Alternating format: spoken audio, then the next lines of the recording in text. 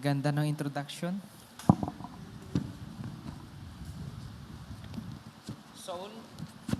Solo pala ng Via Verde.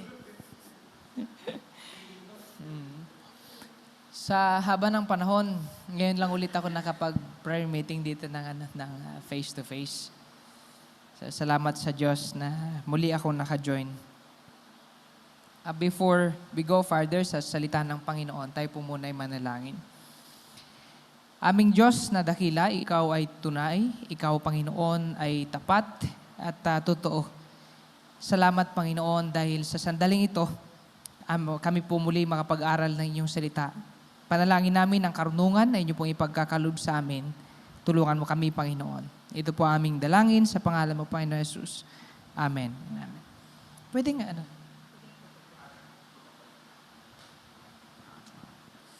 baka hanginin ako eh. Oo. Okay, so ngayon ay maaring tayo ay nagkakaroon ng pag-aalala sa mga bagay na nangyayari ngayon sa mundo, no? Sa mga digmaan dahil alam natin apektado tayo. Wala pa mang nalipad na missile dito sa atin, pero lumilipad ang pera. No? Talagang yun ang yun ang ngayon, ang crisis ngayon. Taas ng bilihin dahil sobrang nagtaas din naman ang petrolyo. Subalit, sabi ng Panginoon, the world grow worst. Diba? Yun ang isang katotohanan na hindi natin kailanman maiiwasan, may kakaila. But our text today reminds us and encourages us na time will come, the Lord will judge the world. Will judge the world. Naibigay po sa akin na theme ay living under the power of the Holy Spirit. So, dinala ko ng Panginoon sa ating teksto ngayong gabi, John chapter 16, verse 5 hanggang verse 11. Ang title po na ating pag-aralan ngayon ay The Work of the Holy Spirit. Ang gawain ng banal na Espiritu. Maraming trabaho, maraming ginagawa ang banal na Espiritu. Pero kung mapapansin ninyo, ang ginamit kong salita ay work, hindi works. Kasi dito po sa teksto, meron po tayong makikitang isa na gawain ng banal na Espiritu. Sa verse 5 hanggang verse 7, pinapakita po dito yung grief ng mga disciples. Dahil si Jesus Christ dito ay akyat na. Mamamatay siya and after 40 days, siya ay akyat na sa Ama. And ang sabi ng scripture, hindi na nila makikita ang Panginoon. You will no longer see me.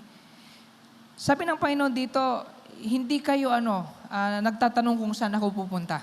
Sa verse 5. Pero ang katotohanan niyan, previous text, nagtanong na sila kung saan pupunta ang Panginoon. But at this time, the disciples while walking, silent silang lahat dahil nga sa grief.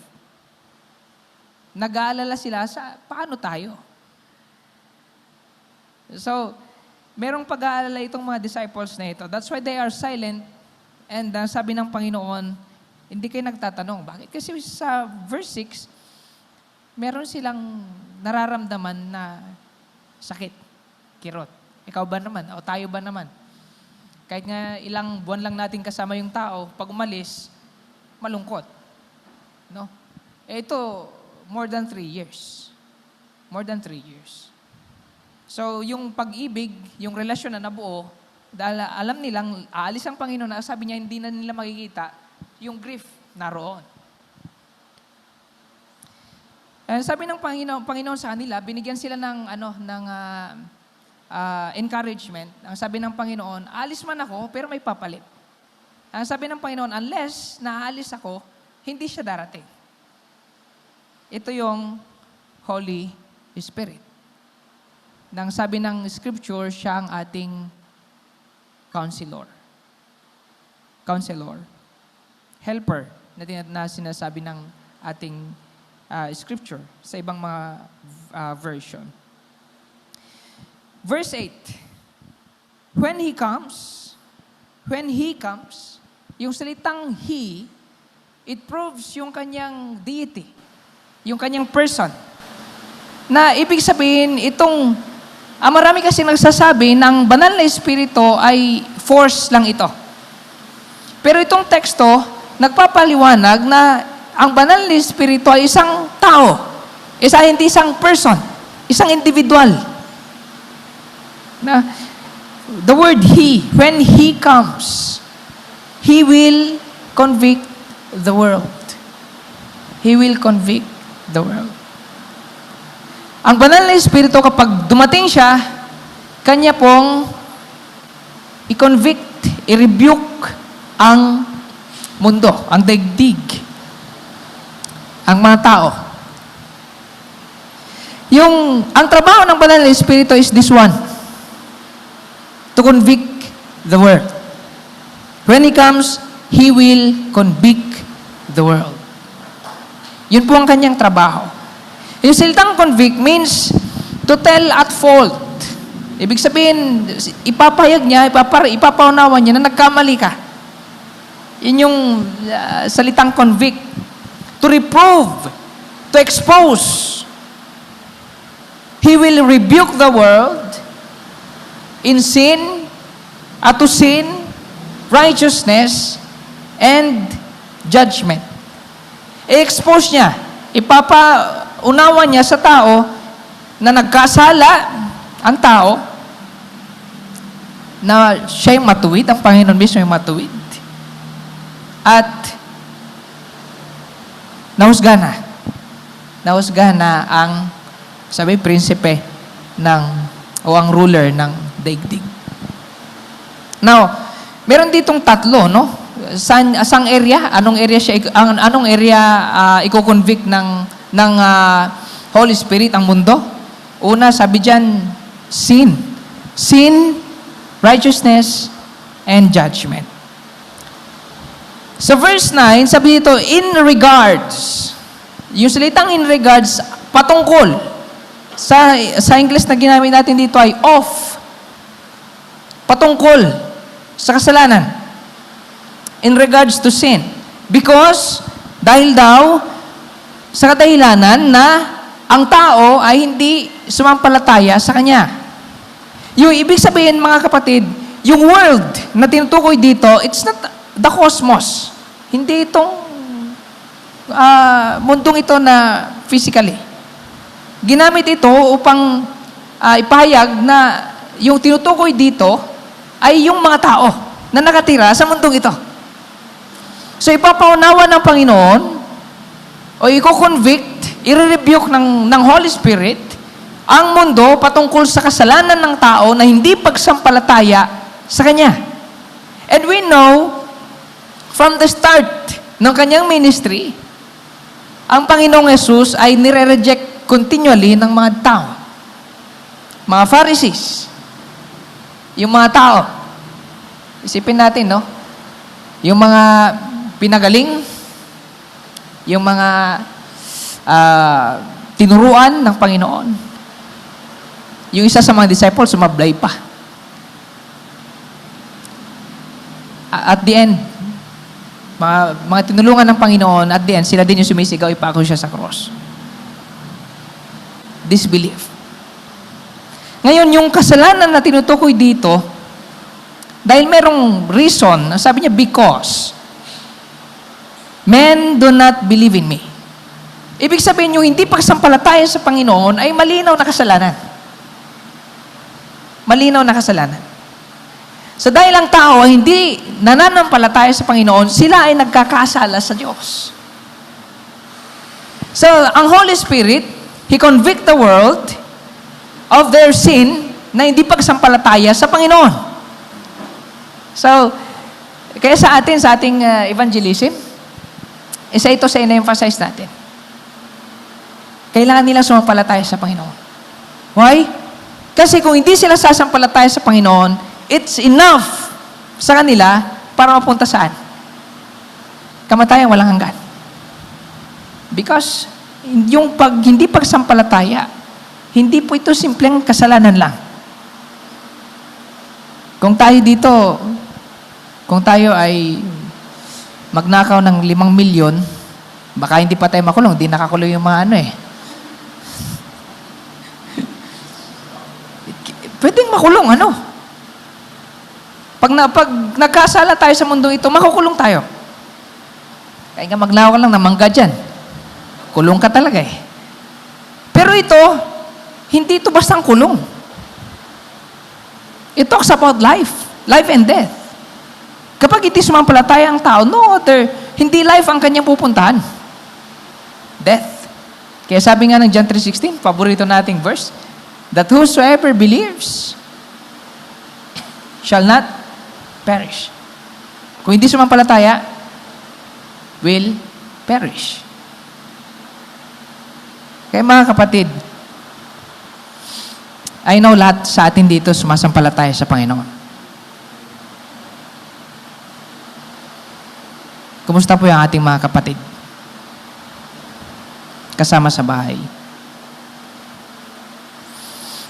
Sila ba'y nananampalataya na kagaya mo? If not, then, pagkakataon natin to para ibahagi ito sa kanila. Kailangan nilang sumampalataya sa Panginoon. In righteousness, in regard to righteousness, verse 10. Of righteousness, because I go to my Father, and you see me no more. In righteousness. Yung salitang righteousness, meaning equity of character and act. Ibig sabihin, fairness ng character. Walang ibang tinutukoy dito kundi ang Panginoon. Fairness in character and act. Ibig sabihin, walang may pupulang mali. Hindi mapupulan ng anumang kamalian ang Panginoon.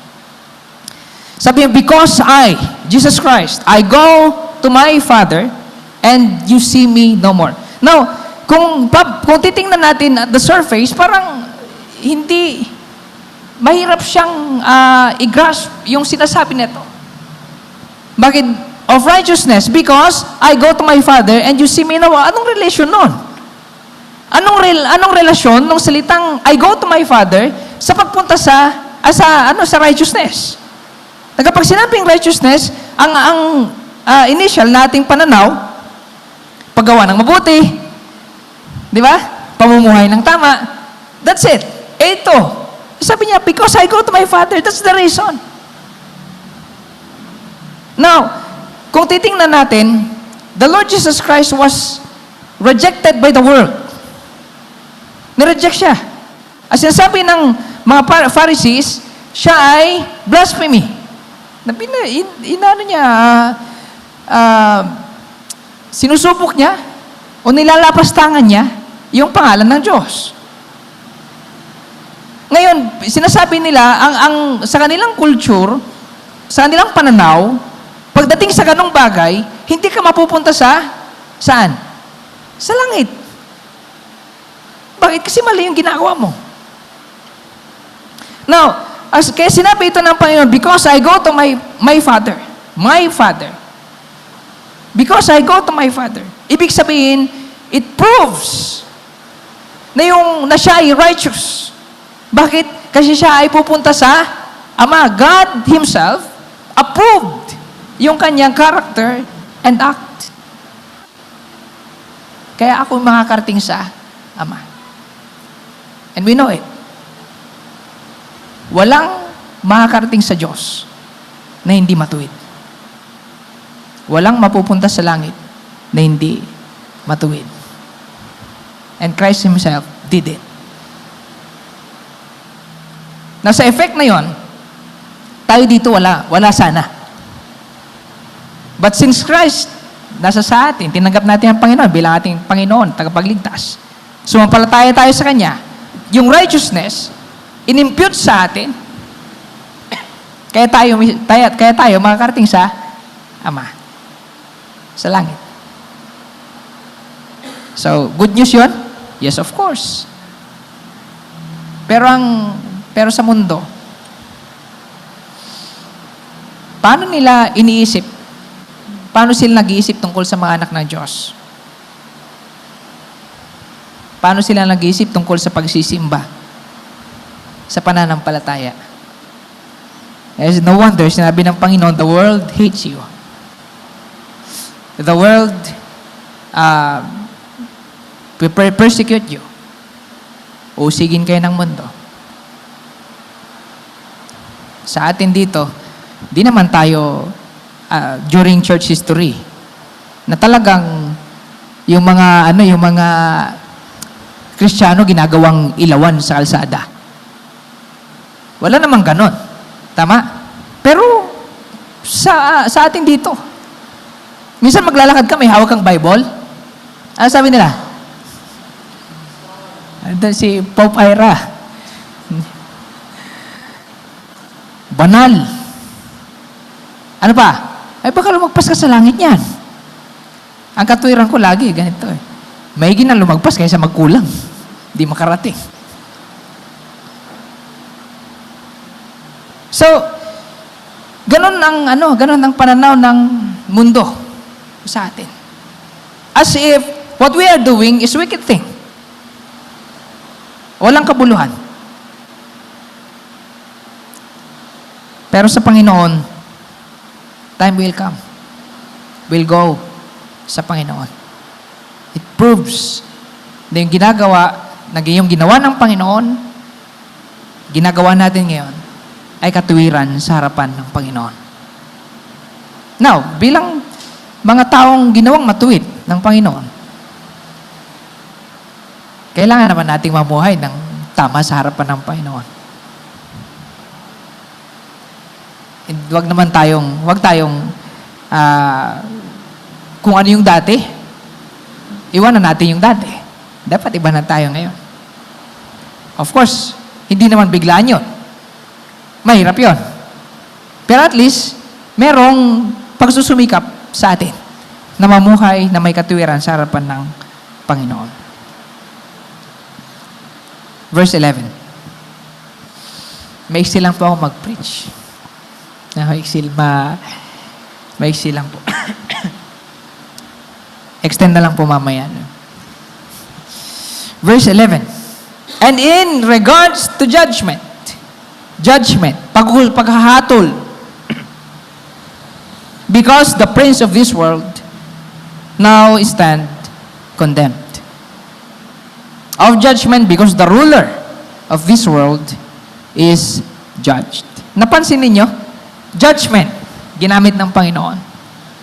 Yung salitang judgment, paghahatol. Sabi niya, He will convict the world patungkol sa paghatol. Ibig sabihin, ipapaunawa niya sa mundo na ang mundo ay hatulan at nahatulan na. Napansin niyo yan? Yung salitang, because the ruler of this world is judge. Future, present? Hindi. Ang ginamit past tense. Ibig sabihin, tapos na. Ang namamahala sa mundong ito, tapos nang nahatulan. And therefore, ang pinamamahala niya ay nahatulan na rin. Nahatulan na rin. Kung ang isa sa pamilya mo, or kung yung isang tao nahuli ng pulis sa bahay mo, kasama ka sa imbestigahan. Tama? Kasama ka doon. And kung napatunayan, parang ka na doon eh, ano nga tawag nila dyan? Person, instrument, yun na yun. Yun na yun. That's it. Ngayon, alam na natin kung sino yung prince of this world. Alam na natin kung sino namumuno sa mundo ito. No other than Satan himself.